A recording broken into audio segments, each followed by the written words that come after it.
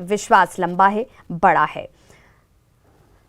और इन तस्वीरों को देखकर ऐसा लगता है कि कभी किसी ने ऐसा सोचा भी नहीं था कि ओडिशा के एक छोटे से गांव ऊपर बेड़ा से उठकर कोई महिला देश की सर्वोच्च पद पर आसीन होगी। लेकिन इतिहास ऐसे ही रचे जाते हैं, संकल्प ऐसे ही दृढ़ और मजबूत होते हैं। जिसकी तस्वीर आज आप देख रहे हैं, आप उसके गवाह बन रहे हैं।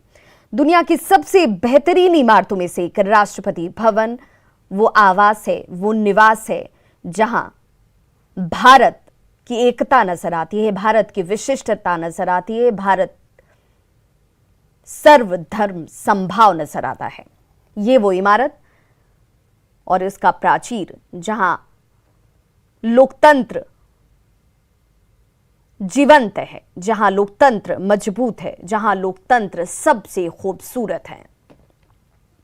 द्रौपदी मुर्मू ने एक अध्यापिका के रूप में एक पेशेवर जीवन की शुरुआत उन्होंने की थी और उस जीवन से शून्य से शिखर तक का उन्होंने सफर तय किया है।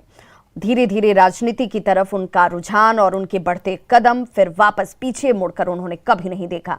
द्रौपदी मुर्मू साल 1997 से राजनीति में सक्रिय हैं और 1997 से जैसे ही राजनीति की तरफ उनकी सक्रियता बढ़ी, नगर पंचायत के पार्षद चुनाव से जीत दर्ज कर अपने राजनीतिक जीवन का उन्होंने आगाज कर दिया। 1997 और यही वो साल था जब द्रौपदी मुर्मू ने पहली बार चुनाव में दांव आजमाया था और उस कामयाबी के पहले कदम के साथ वो आगे बढ़ती चली गई और वही कदम आज बढ़ते बढ़ते सर्वोच्च पद तक, सर्वोच्च उस स्थान तक पहुंचे हैं जहां तक पहुंचना हर एक भारतीय के लिए खुशनसीबी होती है, सपना होता है। और ये वो तस्वीर उस प्रांगण की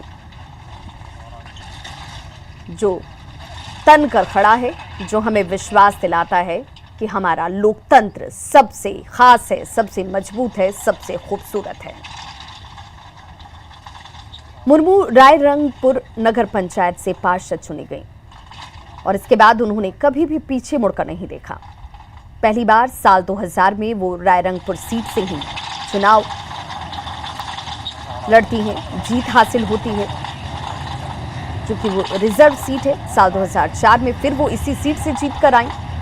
साल 2000 में बीजेपी और बीजू जनता दल सरकार में वो कॉमर्स और ट्रांसपोर्ट मिनिस्टर की भूमिका निभाती नजर आई और बाद में मत्स्य एवं पशु विभाग में वो मंत्री बनती हैं। कई उतार चढ़ाव जीवन में खुद द्रौपदी मुर्मू ने देखे हैं। सरल स्वभाव, जीवन शैली जो आपको, हमको और हम सबको प्रेरणा देने के लिए काफी है। सर्वोच्च पद और इससे पहले भी कामयाबी के हर उस शिखर तक पहुंचने के बावजूद उनकी वाणी, उनकी भाषा